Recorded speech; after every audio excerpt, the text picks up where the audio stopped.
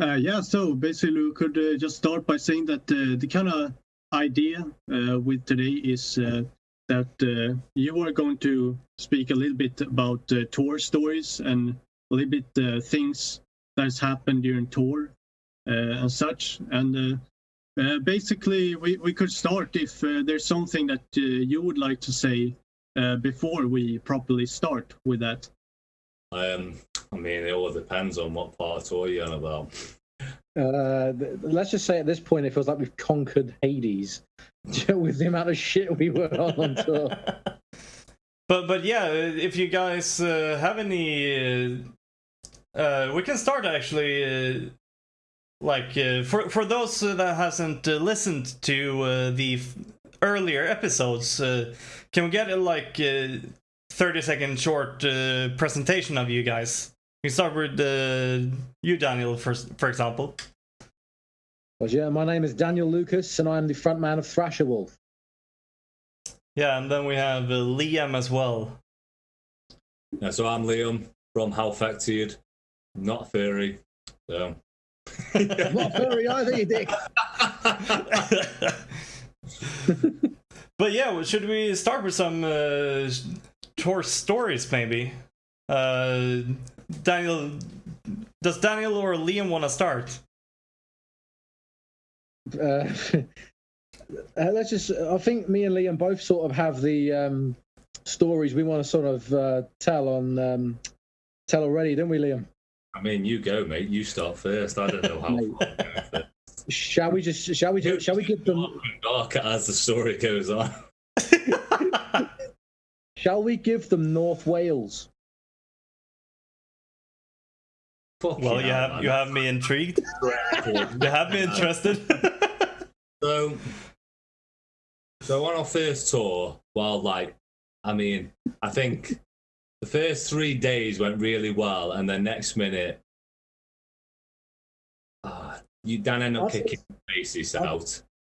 Yeah, I'd say first 4 days, I'd say went like sick, because I remember it was like everything after the Fighting Cocks, which started to somehow fall apart. Yeah, okay. You kicked your bases out. You nearly end up having a fight with him in the middle of the gig. Yeah. When his bass crumbles in front of you, it's almost like some sort of heavenly poetry. It's like fate is trying to tell you something. We all just called him a nonce. We did. As soon as we started tour, he'd come to my house and he was just chilling. And then this man, I've never seen anyone. He just rocks up with this whole tub of coleslaw. Coleslaw? Yeah, coleslaw. Fuck you absolute nonce. I think it was Chris who started it. I think Chris was like, I mean, you could be a nonce, or you could be Alex eating fucking a tub of coleslaw in the corner of the room. What's the difference? Yeah, listening on. Fuck. That was funny as fuck, actually. I mean, he was a prick, though. I think I mugged him off 15 quid. I needed a new battery, so I got him one. Then I said it was 20 odd quid. It was only a fiver. Giving me fucking that was funny. Mate, I remember that actually started because Chris was on the floor right next to you, saw Alex eating it, just looked up at you and went, Liam, are you a nonce? It was funny. Just try not to give you the good stuff straight away, because that Wales one is a really funny one. Juicy. Sounds good. Try and get through the days. So on the first day, Dan, on the first day of tour, Dan and Matt end up getting to the girls' toilets. That was funny. Hitting themselves. Becky walked. They were marked shit. There was no marking whatsoever. Yeah, you couldn't shit yourself, because when Becky was acting like she worked there, you were like, I'm sorry, I didn't realise. No one wants to be caught going to the girls' loo, man. I mean, if there's no piss hole and there's just toilets down, that sort of gives me an insight that this is a woman's toilet. Might give it away. Yeah, literally. There's fucking markings of lipstick everywhere. Dan's like, what? It's like coat, missus. I thought it was a proper posh gaff. You know what I mean? They were like, you know what? Screw the urinals. We're going to have proper stalls all the way along. Screw the urinals. We just shit on the floor. Shiny ceramic, but shit on the floor and all the walls. That was a cryptic shift, that was. Bear in mind, that was the very first time hearing him. And I mean, I thought I took some mushrooms, I did, because when they started playing, the noise that they did, I was fucking monged out for the whole thing, and I was like, It was trippy, man. What? Then Matt ended up fucking stealing someone's fucking drum stool again. What? I didn't know about that. Yeah, every fucking took it, didn't he, that drum stool that he had? He took it. Not now, because he keeps swapping them. Funny as fuck. I wonder why we haven't been invited back. Of everything, a drum stool. Fucking drum stools is like the one thing that everyone just picks up. It's like, oh, it's a drum stool, I'll fucking take it. Well, I guess the drummer couldn't have been that happy about that. Oh, they left. They left. Yeah, they left. He must have picked up Matt, so he took theirs. And he was just like, oh, it's better than his. So that was funny as fuck. Yeah. Let's have a look. Where were we on the second day? I think it was Blackpool the second day. Where Blacklist were big enough. Blackpool so badly, and they were saying it was such a great they were saying like this was like the pinnacle of like England and shit. And we were like, we got there. There were like 10 people showed up and we just pissed ourselves laughing. It wasn't the pinnacle of England and shit, it was just the pinnacle of shit. Yeah, it was just the pinnacle of a couple of mates. Becky ended up nearly getting taken away by some random blow. I don't know who that I remember was. that. Blackpool was alright, to be fair. It wasn't that bad. I mean, yeah. I mean, the shops are boarded up every single road. But like, you might get stabbed around every single corner.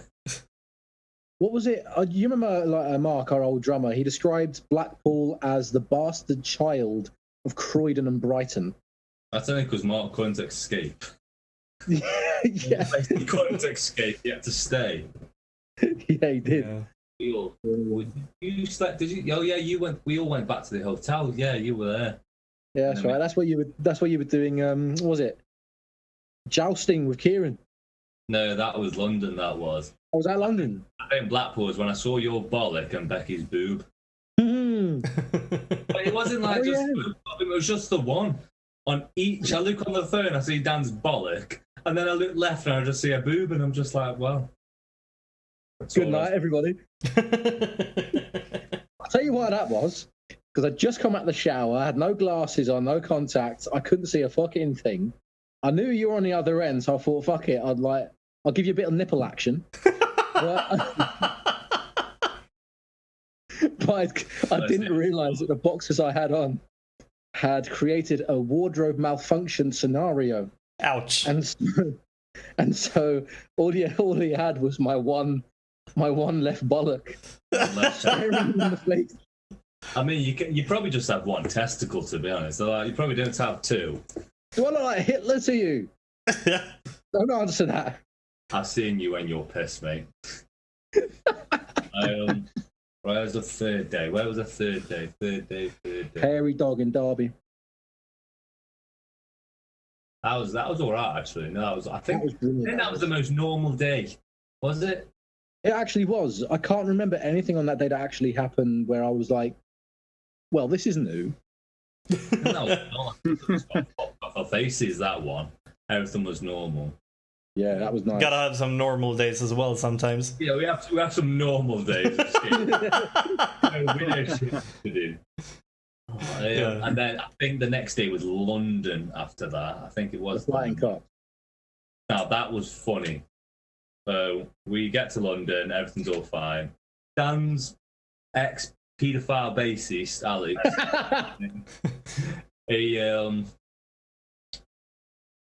so we get in London, we all pack everything up, all them shoot off. Alex is like trying to be, he thought he was some macho man. It was dead funny because everyone just thought they were like, he loved indie music really badly, and he was always like talking to us about indie music, and I just tell him like, oh, fuck off. Please stop talking about indie music. Dan all them disappeared. Alex was meant to get the door, like sort of the tickets out. So loads of people just walked in. So half the room was full and like got in for free. So Dan comes back. He's like, "Where's the money?" I'm like, "Well, fucking eat, didn't go gate." So they start arguing. Need to end up having a fucking scrap with each other. I'm just there in the fucking corner thinking, "What the fuck has just gone on?" Then next minute, instead of Dan going to people and asking them to leave, he goes get security to ask everyone politely. So there's big units of a bloke just walks in telling everyone get the fuck out. Who's going to listen to me telling every 20, 30 people to get out of the room? We'll get the fuck Who's out. Who's going to listen to me? Yeah. I think that was the day where... Oh, no, was that the gig? No, that wasn't the gig. That was a gig where I screamed, like, this old woman started eating shit out of the bin, and I just looked at her. That's right. She's quite famous around Kingston. You can often find her with her arm elbow deep in someone's rubbish bin. Yeah, me pissed out my fucking face. Get out the bin, you fucking skank! I remember that, like, because that was also the time where on stage, like, our ex-bassist, because the wireless connections from our wireless units for the guitars was getting crossed over. Somehow it ended up that my wireless got taken by the bassist, and then he started using my wireless, despite the fact that it was like, okay, I could have gone out into the stage, like in the audience, and like had an actual good time. Started a mosh pit myself and that sort of shit. Halfway through the gig, his bass disintegrates in front of my eyes. The strap comes off. And someone brings him a stool, and he spends the entire gig playing from a stool, like he's a bassist at a Dean Martin show. And I'm just sort of like, my wireless got taken for you to sit on a stool.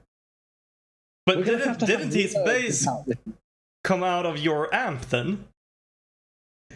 No, he actually like repurposed it. So he repurposed it for his amp as well. He basically stole my wireless unit. That's essentially the be all and end all. I mean, no. Nuggets at him. Because I think just before you started, we all quickly ran to McDonald's. So we came back like 2 songs in while you were all playing, seeing what the fuck's just happened. So I just grabbed a chicken nugget and lobbed it at his head. And then fucking, I think we're all just there moshing with like fucking McDonald's bags. Fucking all you just can hear is popping from all the fucking bags just falling everywhere. Every single time I stopped a song, all you could hear was rustle, rustle, pop, pop, rustle, rustle, snap. Well, that's a mosh pit of any. Well, a chicken pit, more like.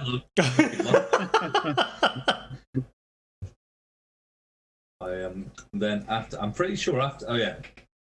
So we all fucking bail.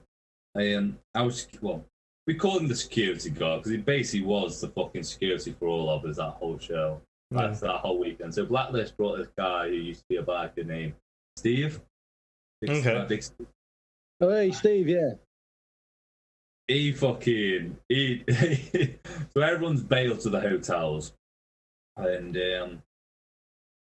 we're the last ones leaving. So we saw our security guard. I still fucking feel like he fucking picked up a prostitute or something. Because we were all there looking, like, watching him for ages, and he was just standing on the corner. So we're just like, oh, fuck this. Like, we're going to go back to the hotel and get fucking wanker. So we got some Tims. We go back to the hotel. We are across from each other. So me, Chris, and our merch guy, Big Key, in one room, and Becky and Matt were in the other room. So we were just fucking, like, taking the piss, like, just fucking banging on the fucking doors. Closing the doors when they're outside pretty much half an hour. Well, that happened to me. That happened to me a lot, actually. I was fucking always in my pants or literally bollock naked, left outside in the hallway with no fucking clothes on. But there was these big big pillows, like looked like jousting. So me and Key just there fucking running down the corridor, smashing each other. And this is like fucking 3 o'clock in the morning. Fucking, we're fucked off our faces. I'm pretty sure Chris and Becky got stuck in the lift at like like halfway through the night because Chris didn't know that happened. Smash all the buttons down, and then end up getting stuck on every single floor for like a good half an hour. Oh god. Then we took so I'm not sure if it's like this anywhere else, but in the hotels in England there's like a card in some places, and you place a card in and it basically lets electric in the whole room. Okay. So we just took their card and walked off. So they didn't really have any lights or any electricity? No. Was it like just the lights, or was it all of the electricity in the room? Everything. Oh shit. Like Everything. tiny lights next to the bed, that worked. Well, that's Basically, evil. screw the power supply. Yeah, I didn't realise next to the hotel there was another building, and halfway through the night, like I'm just there, like, because it was fucking broken. The aircon did not work for shit. They were all there, 3 sweaty blokes in a room, pretty much in all of our pants. So if anyone walked in at this point, it would get a little sketchy as fuck. That looked very sus, man. I'm not gonna lie. I was like, what's the coldest point in this room? The bathroom was just warm. So I leant on the bed, spread my fucking cheeks and everything, and just plastered myself against the fucking window. And This isn't making this sound any better. everyone looks across the way, and they just see people just looking over, starting taking pictures of me. That was funny though. That one. And then we woke up. Fucking Big Steve comes back from his. I still think it's a prostitute. I don't believe that he just met someone. He goes to like the most poshest hotel in all of London, spends 300 quid with a woman in this fucking hotel, and trying to tell us that it was just for a little, like, just a normal shag. I was like, that is not a normal shag. Who the fuck takes someone to a fucking £300 hotel, like, for a whole night, just for a shag? I was like, you've shagged a prostitute, haven't you? Sounds expensive. Honestly. Yes, welcome to the Hilton. This is your ensuite. This is your bathroom, and this is your prostitute. Prosy. Now, please be gentle. We need her for next week. He's got a full shift, so don't knock her too much. Tell you what, though, that very morning, we found like a spoons hidden in the like service station, and it was just this random spoons. Oh my fucking god! I've never loved spoons in all my life. So everyone's there getting like normal amounts of food. I think I brought about 20 hash browns. So this woman brings this whole plate of hash browns over. Fucking loot she gave me. She fucking looked like I just fucking stabbed an ant or something. I was like, fuck. I was still fucked off my face. I was like, fucking hell. Because we had to go through a 7-hour drive to Wales. And I'm pretty sure this day as well is where you kicked Alex out, Dan. Alex, was that the bassist? Yes, that was the old bassist. Okay. What happened was in the morning was our drummer the night before at the Fighting Cocks gig was telling us, this was Mark at the time, he was telling us how he didn't feel so well, and we were just sort of like, okay, you know what, just see how you feel in the morning. We woke up to the message that he wasn't going to be able to join us because he was like, he felt ill as fuck. And so we were like, okay, you know what? We're going to come down to Wales anyway, even though we're not going to be able to play, because it's a tour. You've got to support the rest of the people on the tour because, it's just what you do. And so we message up phone up the bassist at the time and said, okay, you coming down to Wales with us to, support the rest of the band on the tour? And he was like, nah. I was like, what? Are you joking? You're supposed to be coming with the band to support the other bands on your tour. And he just point, isn't refused. Exactly. He just refused point blank. And so we at that point, I was just so fucked off. Me and Jack, the guitarist, we just got in the car and we just left for Wales. We just couldn't be fucked. And it was almost like a progression of things happening, where every message after message was just another point at which I thought, this guy's gonna get fucked, like fucking Lee Thrasherwolf. This guy is gonna get fired. This guy is not gonna be here come the end of this tour. I was about to say, make sure, don't just go say this guy's gonna get fucked, because that's just like everyone's thinking like, are you gonna bomb him or something? Yeah, but was this the same basis as stole your wireless and dropped the strap and all of that? Yeah, so dropped the wireless, disintegrated bass, wouldn't come to Wales. It's unbelievable. And so every single message was a progression in the sort of "you're gonna get fired" thing. Yeah. By the time we got to Wales, he had been barred from the rest of the tour. Which I don't think anyone has that ever happened to anyone before. Has anyone been barred from their own tour before? I reckon they have, but Liam was very strict on it. He was like, right, just don't fucking show up now. Yeah. I mean, personally, it was definitely the best call to make. Liam made a very good call there. Like, there's no other way it could have gone. Yeah. And then, so obviously we're half a band now. It's just me and Jack.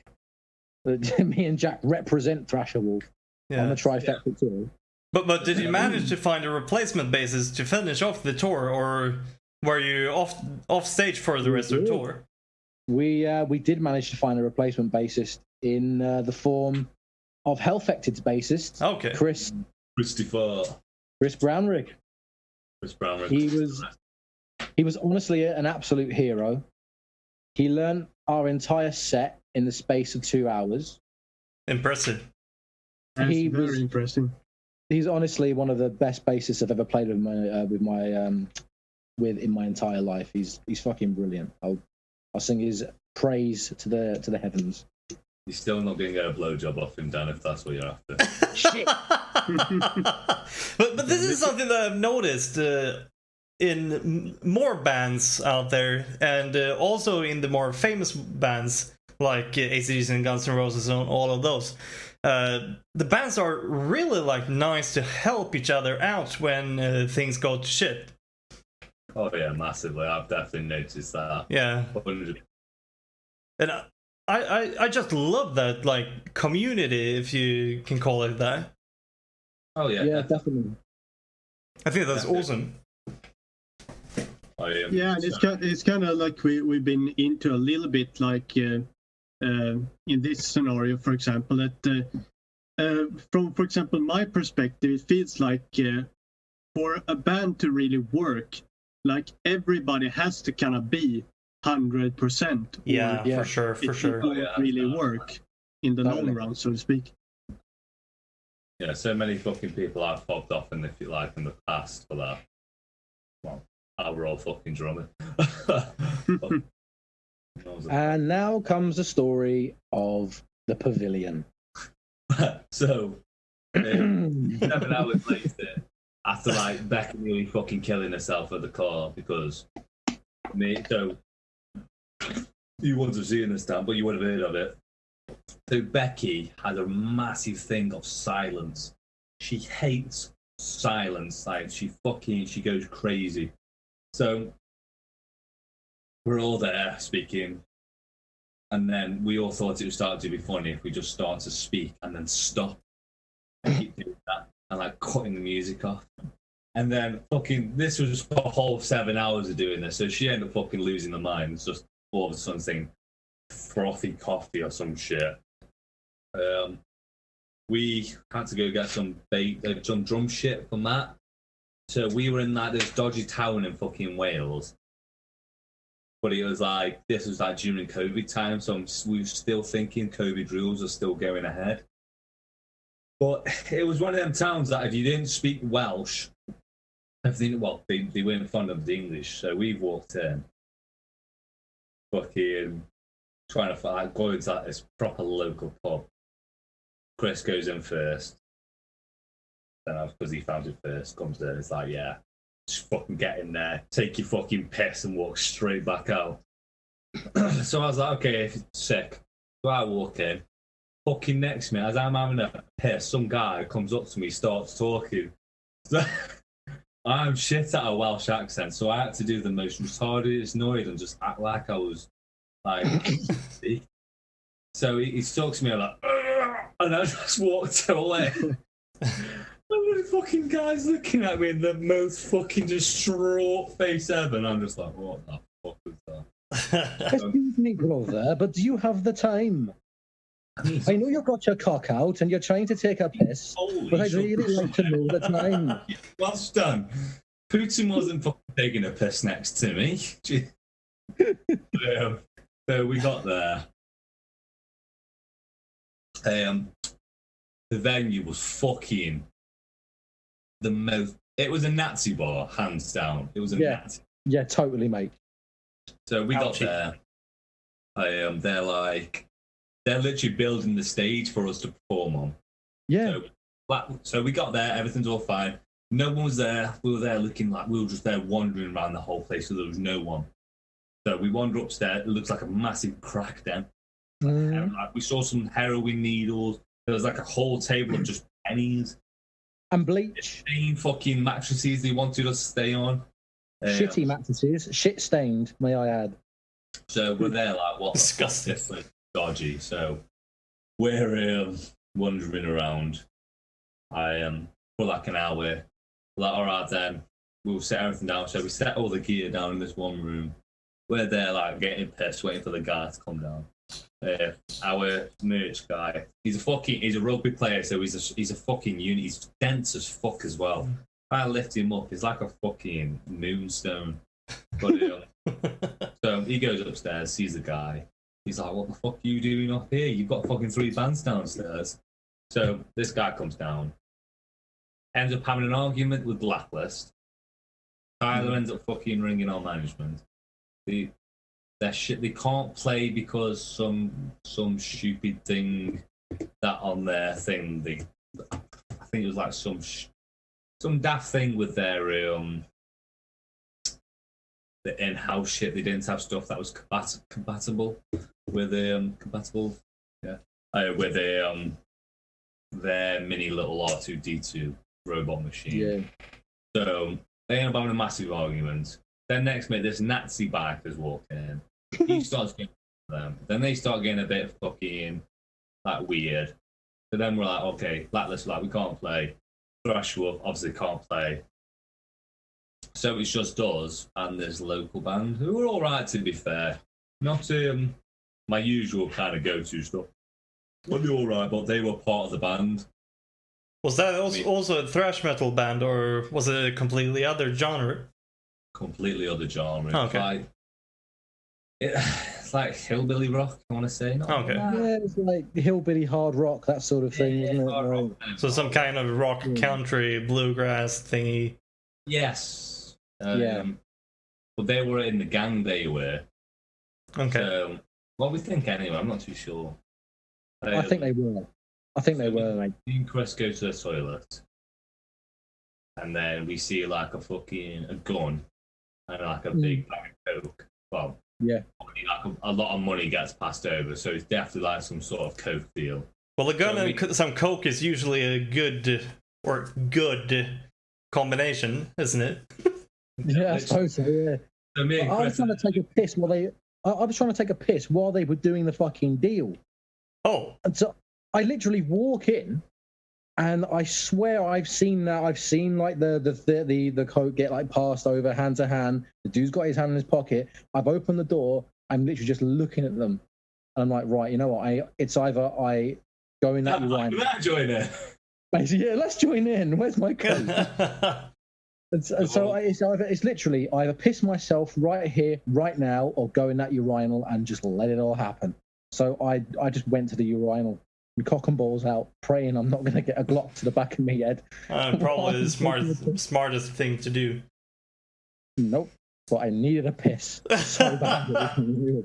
So, but luckily, halfway through my piss, they left, and so I got spared. See, me and Chris weren't so lucky when it happened to us. We walked in while they were doing it. Me and Chris was having a piss. it was Chris who clocked it first, and then sort of looked at me to Luke, and I looked, and then they both looked at us, and me and Chris looked at each other. Quickly had our shake, and then just walked out of the room like, what the fuck have we got into? Then we've set everything up. We've done sound check, which was the worst sound check ever. Yeah. The guy grabbed my fucking mic and started sound checking my own mic, and I looked at him and I was just like, "Don't even need fucking be in the band, then, do I?" And it fucking weird as fuck. Look, like, oh, it was weird because we went to the bar as well, and I goes to that guy who I thought was working there. I said, "Oh, can I have a double JD and Coke, please, mate?" Yeah, no worries. This guy pours this most shitty fucking like measurement ever. It must have been 5 shots in this fucking like pint glass with a load of Coke. And I looked at him and I was like, "That's gonna cost me a fuck ton, isn't it?" Shows it on the bar. He's like, "There you go, mate." I was like, "How much is that, mate?" He's like, "Oh, keep it." And I looked at him and I went, "Oh, cheers." I was like, "We getting free beers tonight or something?" He was like, "No, I don't work here." And I was like, what the fuck? I was like, okay, I'll fucking make sure I come over. So I told Chris ran back. We were getting free drinks, which we weren't allowed actually. So all that happens. That list bails for some daft reason. So it was just us, Jack and Dan. And then we played our set. But before I carry on, Blacklist did this thing where they faked a person being a really major crazy fan, and they made it like actually massively believable, and like, you know, like, "Oh, Hellfekted and all this shit. I love stigma." Thrasher of the Wolf. And next minute, when we're playing our set at this fucking dodgy place, it was this random bloke just came to the front. Same picture. Bear in mind, it's all made up. This is as well made up. We got told after it was made up. This random bloke come up off his fucking tits. All these weird rolling around on the floor, and we were like, "It's him." Wasn't fucking him. This guy was made up. So who this other dodgy lad was fucking going wild to us. We were like, "What the fuck?" I literally remember looking over at Tyler, looking over at Liam, while Liam was like fucking playing. I think you were doing treachery at the time. I just remember looking at you and going, "Oh my god, it's him! It's him! Messages!" He's rolling on the floor and like trying to touch Chris's bass, and I'm like, "Oh my god, it's him!" Oh, Basically, I was a fan of him, and he didn't even know the fucking bands. Yeah. Oh yeah, so Dan got some random sombrero from some girl. That was fun. Was she Mexican, or was it just like totally random? Just random. I think Matt ended up getting her number or Facebook or something. He ended up adding her or something. But after we played our set, this random bloke comes up to us, loving the music, absolutely fucking loves us. Gives us our card. Actually, no, first halfway through he brought me a drink, and Chris, I'm pretty sure. Then at the end, he gives me his card, and he's like, "Get you in the band a drink." So I'm like, I'm pretty sure the fucking limit now is like 30-40 quid on these for a contact. Yeah. So I'm like, "Oh fuck it, we're never coming here again." So I'm like, right. Right to the bar, turn around to not just us, but everyone. So I was like, "What's everyone drinking?" So we ended up spending so this guy was only expecting like £10-15 spent on his card. About 40 quid's worth of fucking food. So we fucking his drinks back. Then go to get another card and passed it to him. I was like, "Oh yeah, cheers mate, thank you." He ended up buying some merch offers as well, so we were like, "Oh, even better." Even better. Even better. Then Bikers started loving us, and that was weird. That was a weird moment. Because I didn't see any Nazi things at first. Chris started to see those, like, I think he saw a guy with his... Actually, no, I did see that. I did see a guy with a tattoo. His neck was a Nazi symbol, and he was like, "Oh my god." So that got very weird. Mm. Matt's mum ended up fucking getting us to stay there. So we ended up staying at our drummer's house, his parents' house. Bless her and her kindness. She was amazing. So we structured all that. We stayed there for a bit. Chris and Matt had to learn Thrasherwolf. Well, Matt got the rhythm of it and then just had to go ham on it. We travelled to Bolton because obviously Dan and Jack were like, we're not a full band. We don't want to fucking take all the energy from Chris and Matt, because obviously Matt had also played a set for Blacklist as well, because Warby broke thumb at one of our pits. He actually broke that in Blackpool, didn't he? Yeah, he broke it in Blackpool. Oh shit! Funny as fuck. He's a big lad. Like, he's a big lad. So he fell on his thumb. His thumb was gone. Oh yeah. But so we fucking ended up doing that. So Matt had to do that. So Dan and Jack got wasted, and then I was playing like the most shocking way to play Dan's Thrasherwolf's music in any way of manner, because Dan's fucked off his face. So laughing halfway through everything. Let's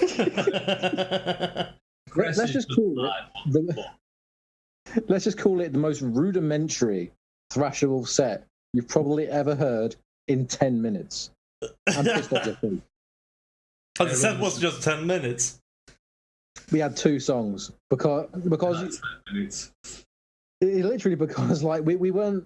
Matt had 3 sets to play that night, and I wasn't gonna like. We didn't want to take the piss and make him like learn an entire like a fucking set. And as you know, he wouldn't even have got the chance to rehearse or practice with us. You know, it wouldn't have been fair on him. So he was like, okay, just like learn what you can of like 2 of our songs, and then Chris can come on play bass, and we can like just do like a rudimentary 10-minute set. It's pretty hefty to play 3 sets a night. Yeah, he was what Matt was. Yeah. But by the way, a little quick, just out of curiosity, what 2 songs was that? We played Vermilion Steel and Ruins, as I think they're perhaps the 2 most simple ones to do on drums. Oh, when you're pissed at the farm, mate. Yeah. The easiest ones to play when you're pissed as well. Everyone was so fucked off their face at that place. So many people doing fucking lines of coke everywhere. Yeah. Yeah. We don't really do with drugs. So we just love the old fucking tens and stuff, because drugs cost too much. Fucking hell, I used to do that. Fucking. So everyone's there fucking off their tits. When we played, because obviously we were headlining that show, fucking, I had somewhat. So we saw everyone started to piss, and some fucker fell into my mic, and it fucking nearly knocked me out. It fucking smashed me in the face hard. That can be fucking dangerous. Honestly, I was there like, I was more happy that I didn't feel it as much. But fuck me, I felt it in the morning. Fucking hell. It fucking smashed me in the eye and like all my side ear. But I think because of how much alcohol I drank that night, I fucking did not feel nothing. You could have shot me and I would have been alright. Well, I guess that's a perk with alcohol. Yeah, literally. So we're all there, like at the end of it, before we set up, we're all getting fucking wankered. Dave Mustaine was on the bar, which was funny as fuck. Like a wish. Oh yeah. Staying. Some random woman wanted me to scream at her. That was weird. Made it clean. Such a weird moment. She's like, "Can you scream on me?" And I was like, "What? Can I scream?" I was like, "Yeah." But I was like, "Yeah, okay, let's do it." There's some weird fetishes up this way. Yeah, some weird shit going on here. Someone mentions feet, I'm out. But so we're fucking off tits. I think that happened that night. Anything else happened?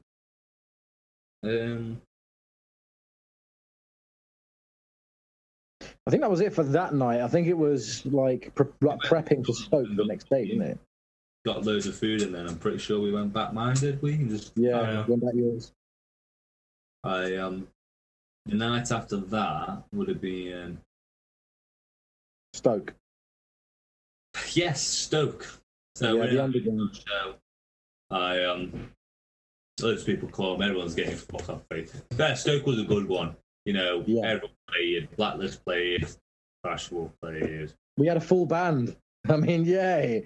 The drummer came back and Chris was brilliant. We were all just getting wankered. That was a good night. That was. We had a thing called Death of Iron as well. So we had our local venue made a drink after one of our new songs called Death of Iron. It had iron brew, JD in it, and I'm pretty sure it was Fireball, and it tastes so nice. And by the end of that, all the drinks were gone because our manager was fucked off his face. All the patches were fucking gone. I was fucking hanging out my arsehole, like literally. Down at all them. Thor Thrasherwolf got fucked. Apart from obviously Mark, because he kept leaving every night. Because he was an old man. I was so fucked. I remember taking my contact lenses out in the car while Jack was driving back to Liam's. It was a proper 2.5 hour journey. I just took my contact lenses out, and next second I know, suddenly we're back at Liam's. I'd been asleep for like 2.5 hours, passed out drunk in the car. And I looked at Jack and I was like, "How the fuck did we get here?" I got weird that night. I did, man. Fucking Liam just started kissing everyone. I remember that. Started getting fucking dead, like loving it. He's like, "I love you guys so much." Trying to fucking kiss us. Well, what the fuck? I remember he kissed Chris on the lips, and Chris was like. I guess everybody has their own way of behaving when they're drunk. Yeah. It was a funny night, that was. Definitely. It was a sick night. That was a good night though. That was actually one of the nights where everyone just there was no issues. Everyone was getting together, we were all getting fucked off faces. Yeah, that was one of my favourite nights of the tour. Yeah. Everybody was on the same path, so to speak. Yeah, everyone was on the same wavelength. It was good. Yeah. Then we went to the last place, which was the Hive in Rotherham. And before that, I added value to your carpet. Yeah, fucking. So I wake up with this dickhead fucking covered in brown all over my fucking carpet, smashed in the fucking rug. Oh, he God. fucking fell over with all these brownies everywhere. That's some fucking kid's murder scene. I was like, basically, remember that album with that guy, that Tankard album, where the artwork is the guy like on the floor, like drunk out of his fucking mind? Yeah. That was basically me. Okay, so that's based on you. Literally, I got in that night after the car journey, after being like passed out for 2.5 hours. I just looked at his sofa, slumped on it, and zonked out straight away. Yeah.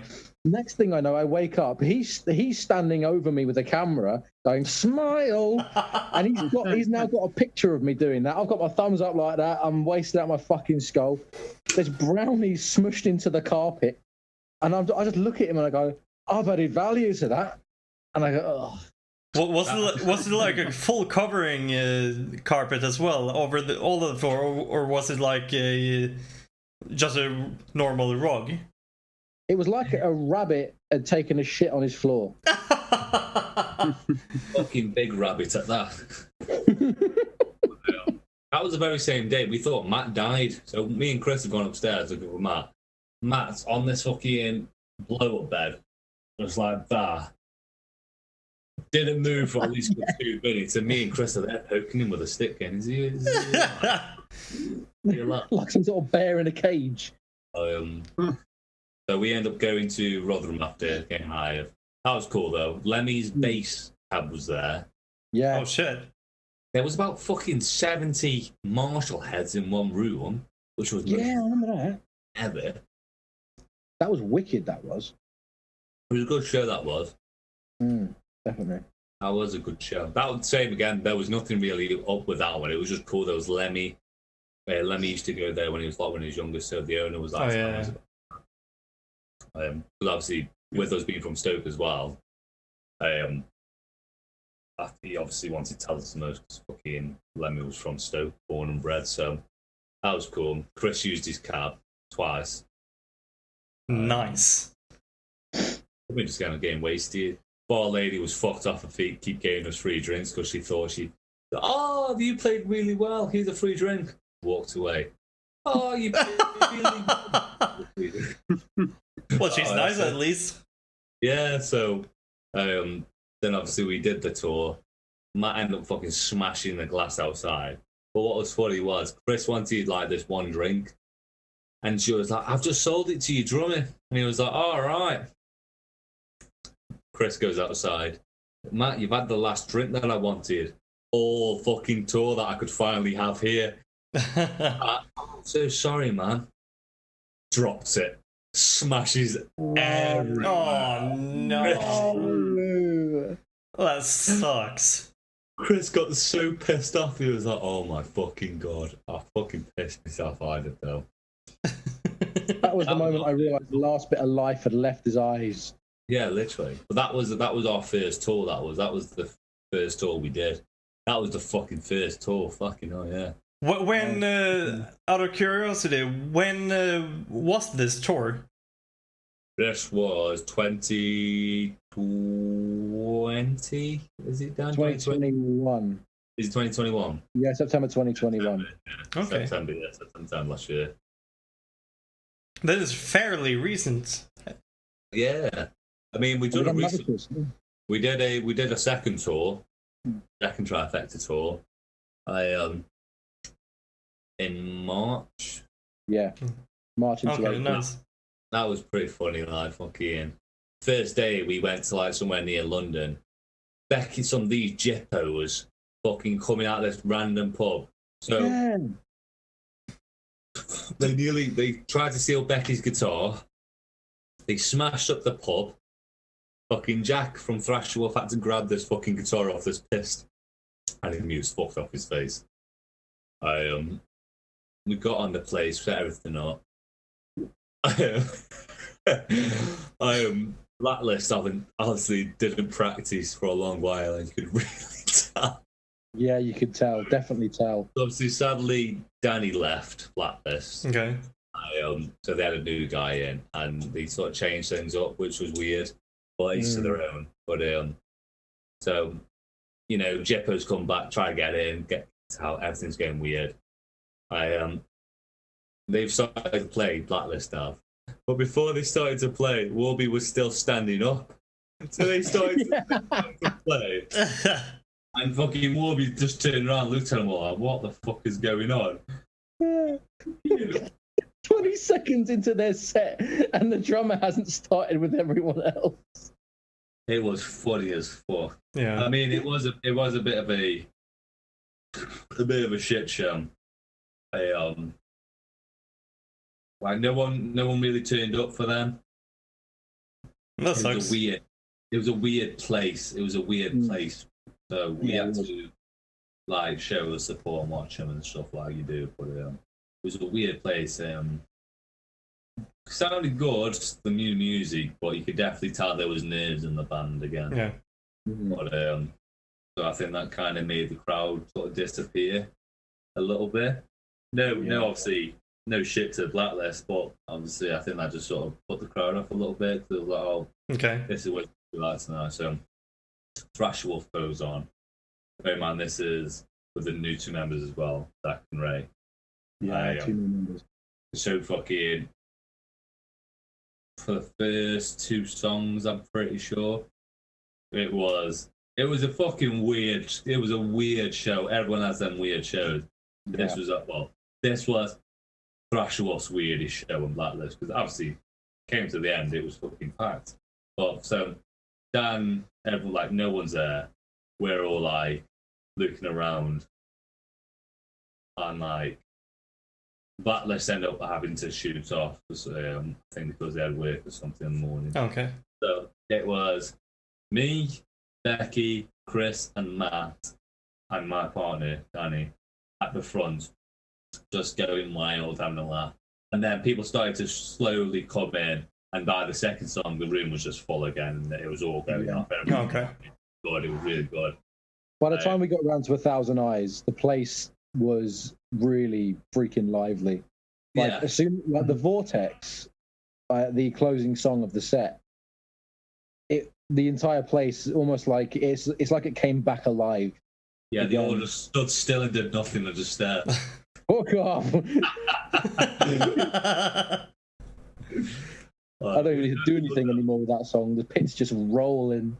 Yeah. So when Thrasherwolf finished, we'd come off. Like, you know, we had ages until we needed to set up. So we got everything ready, and the guy was like, "Yeah, chill, we're off now." We were like, "Oh, sick!" So we started just necking down the pints, and then all the jippos starting to come back. Yeah, more of them this time, and then obviously loads of shit happened. They got kicked out. Then we went on, and that was a fucking wild one. Like it was just non-stop movement. It was definitely it was a sick show. It was good. When people like later through the night at that place, it became more lively. Yeah, definitely. Yeah. Fucking hell, fire! That was a fucking sick show. That was really good. I think it was also one of the times during the tour that we sort of realised that we had quite a decent teenage fan base. That's awesome.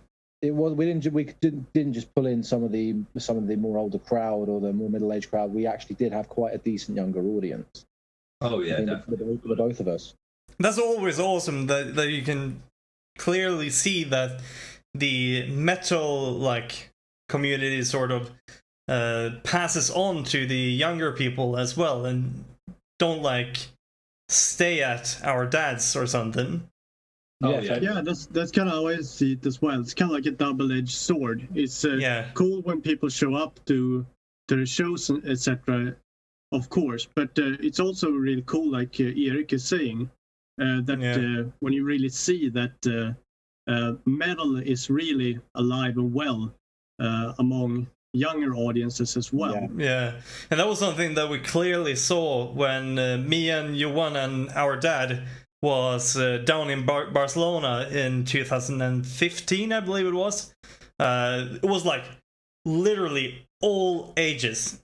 It was like 70, 80-year-old ladies and guys, and then it was like really small babies in like strollers as well. So it was like a really, really big age span, if you know what I'm talking about. So that was actually really cool. It's sick when like all generations come together. It's really good. Yeah. That is definitely that like seeing in the crowd when you see all ages. It's a really good thing. Yeah. I'm trying to think now. The van got caught in the car parking lot, didn't it? Oh yeah, you had to fucking go out the exit, didn't you? Yeah, basically, we didn't realize there was a time limit to this, and so when we finished the gig and we were all loading all the stuff up, because we had hired a van to get all the gear from place to place, just to make things easier on the car situation and the fuel. Mm-hmm. And we came up the gig and it was nearly midnight. You know, we'd all sold a decent amount of merch. Like, you know, we all had the selfies taken with people. It was all a really, really, really good night. And Jack and Zach had phoned me up and it was like, "Oh, we can't get out of the car park." I was like, "What?" It's like, "Yeah, we can't get the van out of the car parking lot." I was just like, "Well, phone someone, do something." Because we can't have the van in the car parking lot until the morning. We've got places to be, and I need my fucking sleep. And so they spent like a good 2 hours trying to get the van out of the car parking lot. And Jesus Christ! We were like there. Tesco, it was, wasn't it? Was it a Tesco? I can't remember. I don't know, like that's the one that we went to. Is that the one where we fucking? Or was that Jack? Was it you or Jack driving there on the way there? I think that was me driving because Jack was in the van. Would have been. Just when we walked into Tesco then, and we were all drinking, because basically this car park went into Tesco. You're not really allowed open beer at Tesco. So, walked through Tesco, fucking smashing back a can. We come down these doors from the car park, walked into Tesco. Just all of a sudden looked up, there's loads of people staring at me, and I'm just there like...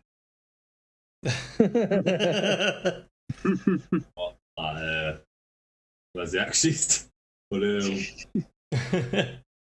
yeah, that was an alright gig actually. Well, yeah, it got alright at the end. The next show was the Atma in Bolton. That was it. That was a good show. That was fantastic. The tour now because they fucked up their van. But Warby came down, so we got there. Everything's all fine. Like Thrasherwolf start playing, and Warby, like Dan was like, "Oh, come do like an I think it was either Vortex, Dan? Was it? No, good old fashioned violence. In that bit after the bit, like where I go, we thought it'd be a good idea to bring Warby on to do that. So you see in the video footage we have on the Facebook post. Where it's just literally half a minute. Stands there. Stands there. Chugging his fucking beer like nothing's going on, and we're all just looking at him going, fucking doing Warby. And I point at him and he just goes, oh! And then runs off stage. I was like, okay. It was a good gig. Yeah, Chimp in the Box were good. They were actually really good. I enjoyed. They were. Chimp are really good. I rate them. I do rate them. Thrasherwolf, everything was going, pits were going, vortexes were going. It was going really well. Everyone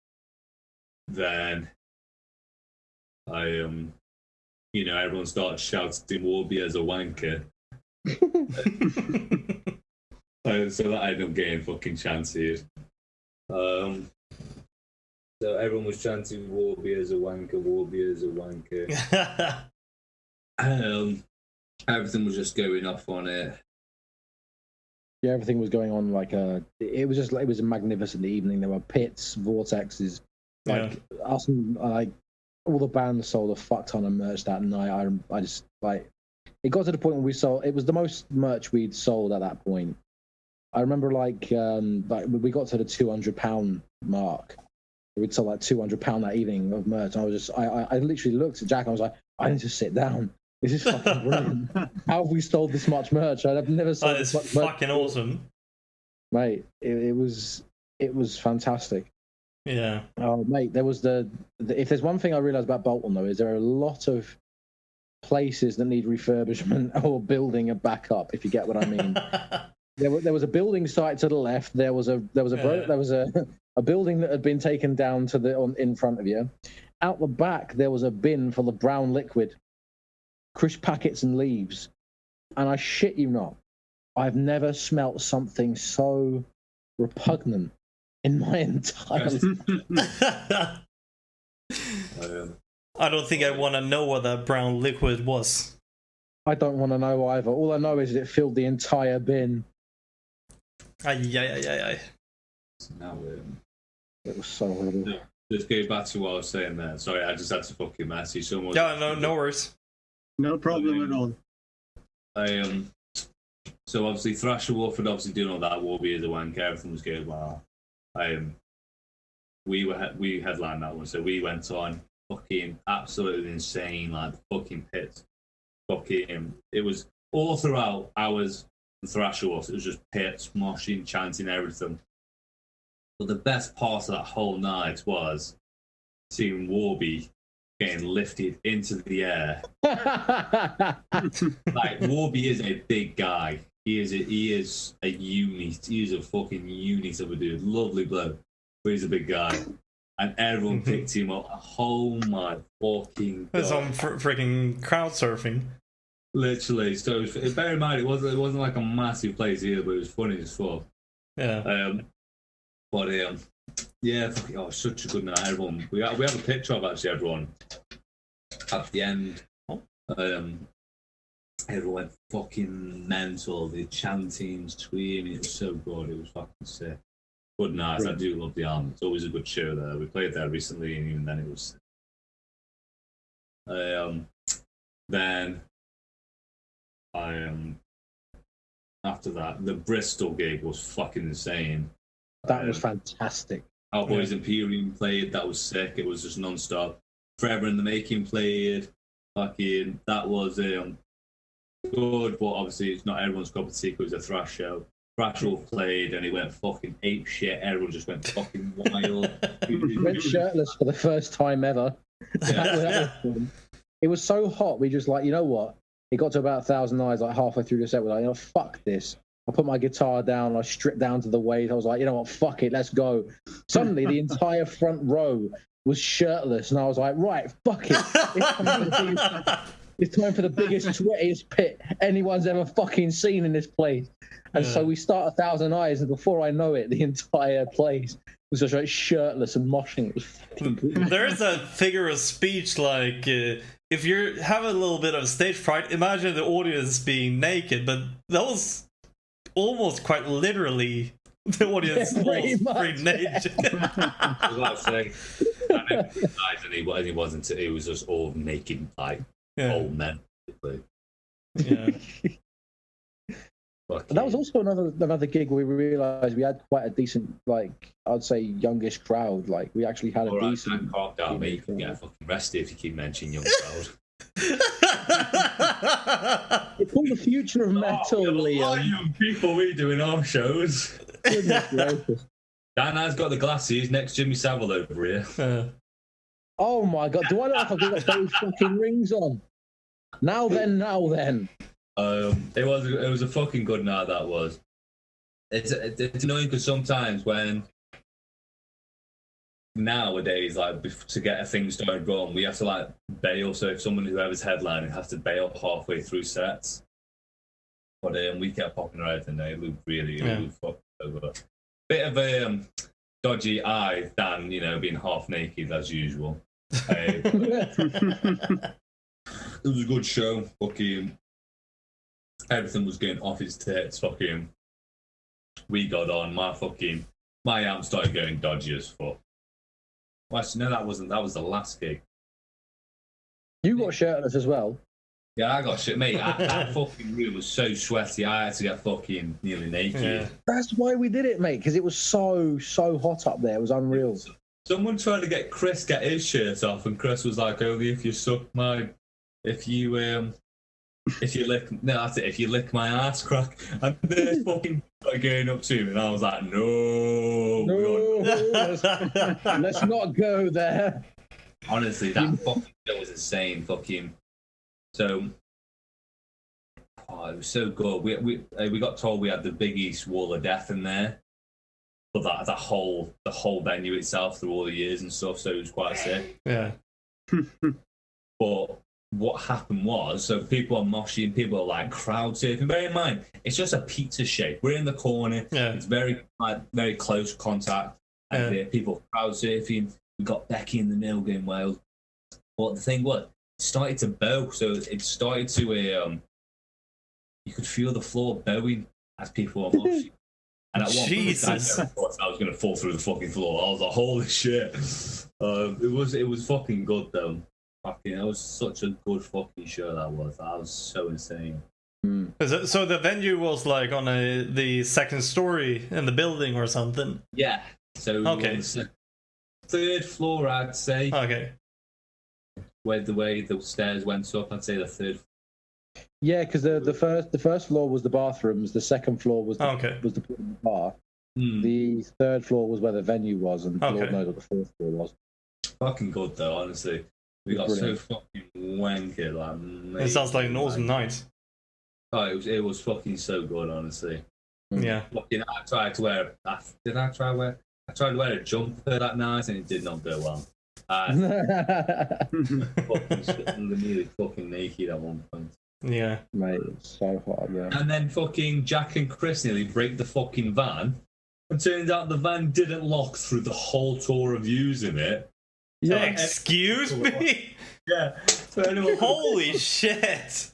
Fucking, Dan, I remember on the tour, Dan, so we were driving past someone and the other guys were in the van and Dan was like, "Van wankers!" Dan didn't realise on the left of our friends was a dude, an elderly gentleman with his van. Dan made eye contact at this bloke and just fucking shit himself. I was like, "I'm sorry, I didn't mean you." I was talking to Yes, someone wound up the window before I could say, "No, I didn't mean you." So all the guy literally heard from me was "Van wanker," and then me in the mirror going.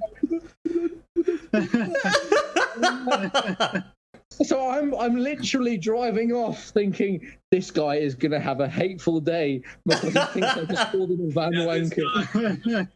I've had enough of my life. I really want to end it. And there's Dan just like, "Van wanker!" Dan's just fucking ruined it for fucking everyone. He's like, "Oh, the fuck." At least it makes for a good story in the end. Like, next to coleslaw, that will always remain, I think, the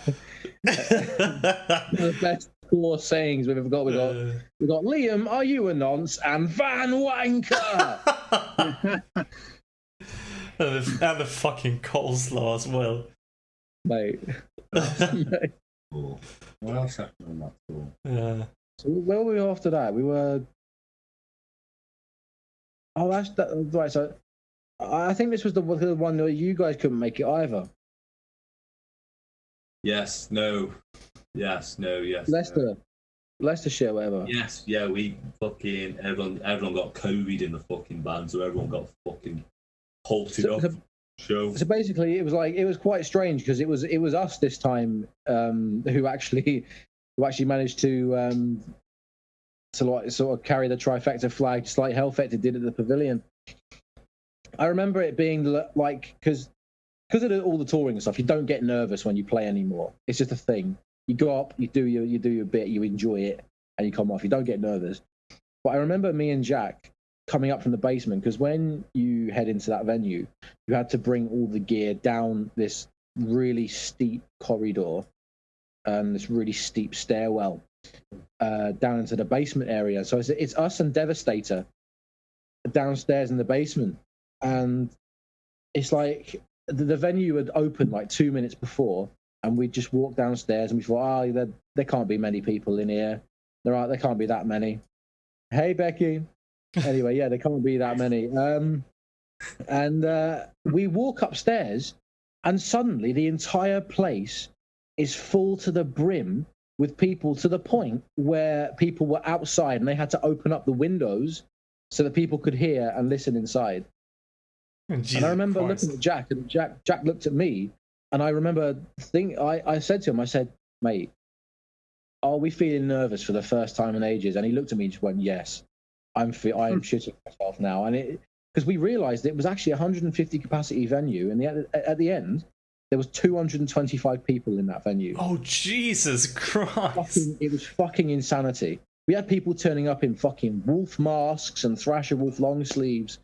I honestly, I've never had a reception like that before. It was maniacal. I remember walking through this sea of people, like not being able to like even crawl like an inch, and just thinking, fucking hell, we've now got to play to this crowd that are like packed out of the raft. And like, oh my god. But that's just fucking awesome when people like go with the theme as well. It's like when Kiss had the audience paint their faces with like stars on their eyes and that shit. That dedication is just awesome. I remember one guy, we were playing the show during 1,000 Eyes. Just before the song, one of the guys in the wolf mask came up on stage. And we were like, "Hey, yeah, that's really cool. You know, this guy's, he's really rocking the sort of the Thrasherwolf style." And so we had him on. He was having the time of his life, and we introduced him to the audience. And then I gave him a pat on the back, to try and get him off stage. The guy out of the wolf mask, we patted him on the back to try and like get him off so we could start. He didn't get the message. Oh. And so he stayed up there. And so me and Jack looked at each other, was like, you know what, fuck it, let him stay on. Like he's gonna really up things up. And so there we are doing 1,000 Eyes, and he's banging his fucking head so fast the wolf mask just like flies off into the crowd. And so he's like proper giving it some. We're like, you know what, fuck it, like. And so we finished the song. And like we all give him like a massive hug each, and we're like, you know what, like get into the crowd. Like just in time for Ruins, but like that'll always stick with me because like it was the first time someone's jumped up on the stage with us, and I feel like that's an experience he's going to remember, and I feel like it's experiences like that that are going to matter in the end.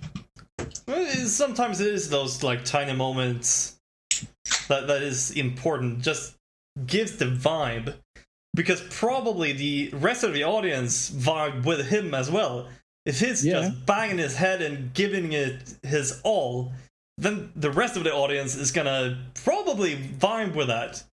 Because us humans, just like the wolves, we are flock animals. So if we see somebody do something like that, the rest is gonna follow.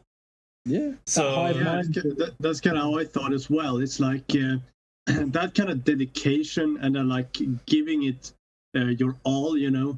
It really is, you know, kind of like a fuel as an artist, I can imagine, but also as like a part of the crowd as well.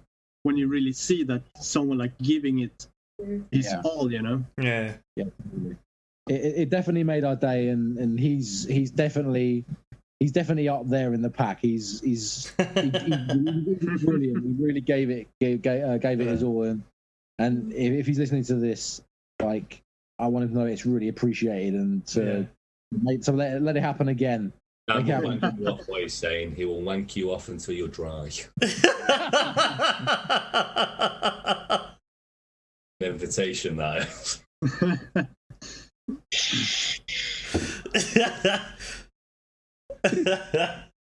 What happens on tour stays on tour. What other shows did we have after that? And we have like 3 more. Yeah, we did. We had the Hive again. That was the last show we did. Oh yeah, because the 2 shows before that ended up getting cancelled, didn't they? Because the promoter had to leave. Yeah, I remember that. Oh, okay. We were supposed to be playing Leeds and Birmingham, weren't we? Yes, because we got asked to do a show off tour just to fill up the day, and we were coming back from like we were coming back from Chris's mum's.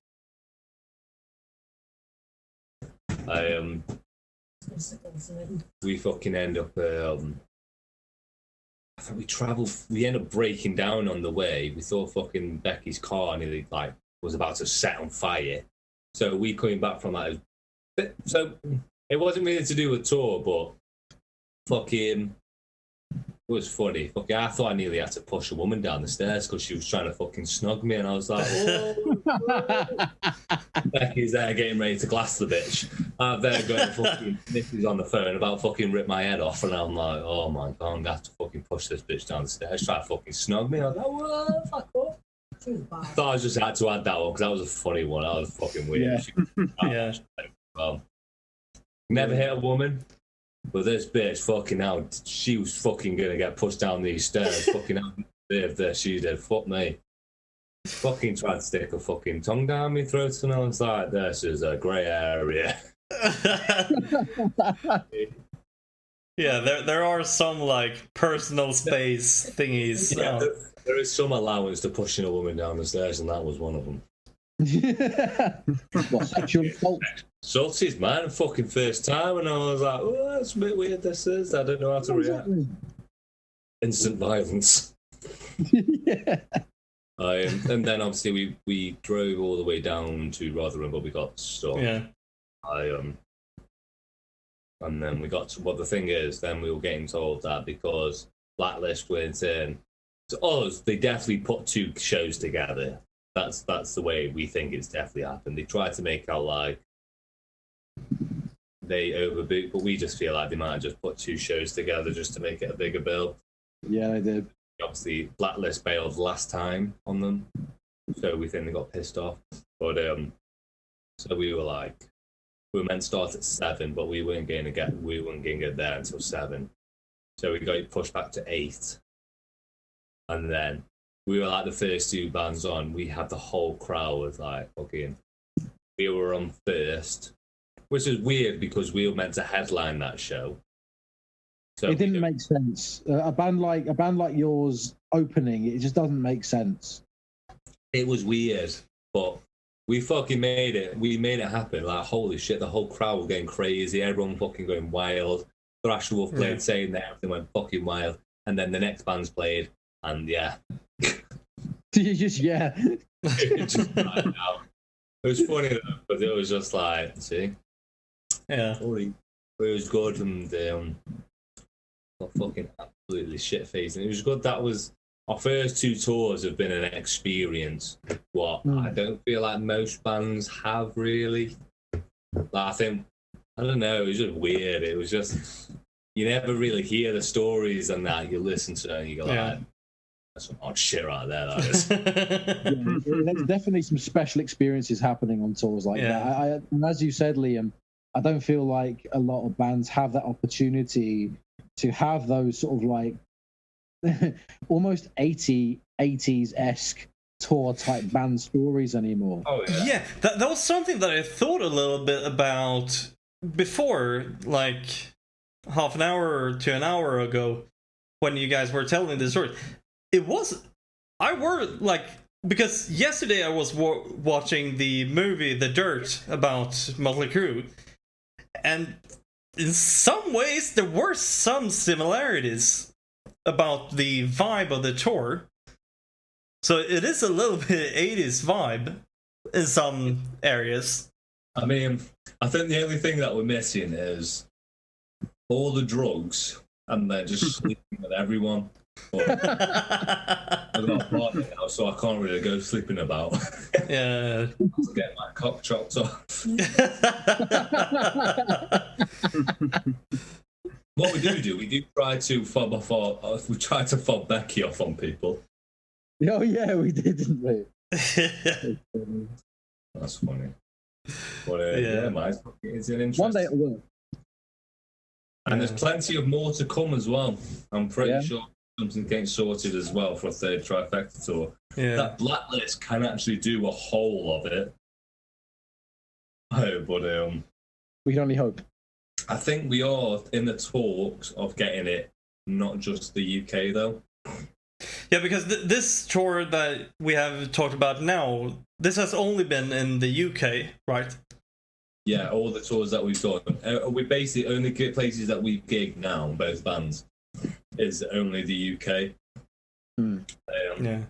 We are talking on getting over to Europe first, so doing like a European, like not just the UK, but the whole of Europe kind of tour, where it'll be a big tour, but we won't just be going to like, your typical pub. We need to see how the whole Ukraine and Russia shit goes first. Yeah, for sure. We don't want to come over and then fucking next minute we get caught up in something that we really don't want to, sort of thing. No. I don't want to get blown up by a Russian missile. Me neither.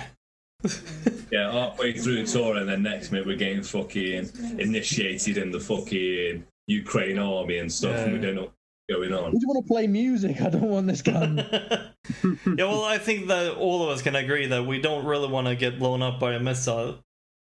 Yeah. But, pretty much universal, really. Yeah, sure. Yeah. Really. We are definitely into it then. Yeah. But then also, isn't it quite expensive to transport all like gear if you need to go like by plane or something like that? So we've got a couple of ways. So we know how we're going to send merch over without having to carry or without like a fee. But now there's a fee of you take merch in, whatever you take in, and what you don't bring back, you have to pay a certain fee. So it's that kind of import tax thingy. Yeah, so our little idea is to, I'm going to speak to Black City Records in Bristol in England, speak to them about sending our merch over to one of their shops. Well, not their shops, but like their friend shops over there, record shop. Because I'd rather pay 30 quid on postal service than fucking nearly 800 quid on fucking import like shit of my money making. So yeah, for sure. That's one way we're going to do that. I am obviously the way we're probably going to travel for this tour won't be playing. We're probably just going to get a van, and then I'm guessing we'd all meet up in like London, because obviously that's where the train is. Yeah. Get a van, and then we all just fucking go across on the underground tunnel. Yeah. Is it? Yeah. We'll pay that. The channel tunnel, isn't it? Yeah. So we go. It's like half an hour. So we drive off. Well, I'm pretty sure it's either we drive half an hour or we're on a train for half an hour. Yeah. And then we can just basically drive, well, either Becky, Dan, or Jack, or whoever is driving at the time. We'll just have to get very, side of the road. very interesting. Like, why is traffic coming towards us? Oh fuck! We're not in England. Yeah, that might become an experience as well. Yeah, that'll be an experience I'd really hope the van doesn't have to pay for. Yeah. I remember when I drove a car that had the steering wheel on the right side of the vehicle. That was a little iffy, because our postal service vehicles have the steering wheel on the right side, just because that's the side that the letterboxes and such are. So it's just convenient to reach your hand out of the window and put the newspaper in the letterbox. But yeah, that was iffy. That was super tough in the beginning. Yeah. Mate, that's one of the parts of perhaps the European tour I'm not looking forward to, is relearning how to drive on the opposite side. I have enough trouble driving on the left-hand side anyway, let alone having to drive on the right side. Yeah, so it's going to be really strange. But I'm sure I'll get everyone there safely. Yeah, for sure. That's in one crash. You'll only end up at the bottom of one lake, Liam. Yeah. Crashed in a car with you before. I don't want it again. That was fun too. Yeah. But yeah, man, that's it. That's pretty much all our stories, really. The next one's is going to be a big tour, obviously, but that won't be until probably like another year now. It is in the making. Yeah. Maybe we need to have another episode with you guys when you have been over in the rest of Europe. Yeah. Oh, yeah, definitely. Sounds like that might be some stories in there in the making as well. Definitely. Someone's going to have a car crash. Someone's going to get arrested. Someone's going to get. I think some of the rules is a bit different down there, so I'm not too sure. Yeah. We'll see what happens. I'll probably get arrested. We'll see what happens. Well, that's an episode for the future. Definitely. Yeah. But it has been absolutely awesome to have you guys on again. So we really appreciate it. It's been a pleasure, dudes. Yeah. Yeah, pleasure, man. The pleasure is all ours.